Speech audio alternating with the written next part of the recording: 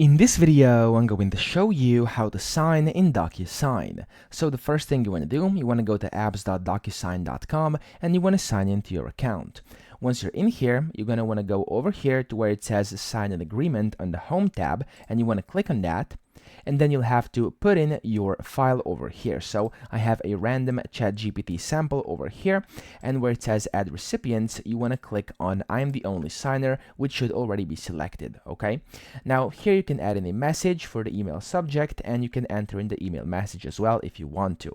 Now here you then want to click on sign at the very bottom right, as you can see, and then once you do this, it will start loading a bit. There we go, and then it's going to take you in here into Docusign onto another page. This usually loads for a few seconds. There we go, and then here you can basically just drag and drop fields from the left panel onto the document. So I'm gonna press continue, and then here, as you can see, currently there's actually no fields that can be auto-completed because I haven't put them in here, but if there's gonna be, you can basically just drag them like this. So you can, for example, as you can see, I've dragged in a signature, have to put in your full name, your initials, and then here you'll be able to select the style. You can draw it, upload it, you can do whatever.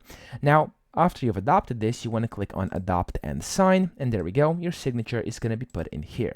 For example, if you're also required to put in your name, like me over here, I'm just going to put in this name, and it's going to automatically be placed next to this required name field. And then, for example, the date, as you can see, the date signed is over here, and I can just put that in as well, like this. So once you've done this, of course, you can just click on finish over here, and of course you should always double check and review everything, and then you want to click on finish either here or here, and you've successfully signed inside Docusign after you put in the email of the recipient you're trying to send this to, and then the subject and the message, and you want to click on send, and then you've successfully signed in Docusign. So that's pretty much it. I hope this video helped you out. If it did, please subscribe to the channel and help me out as well.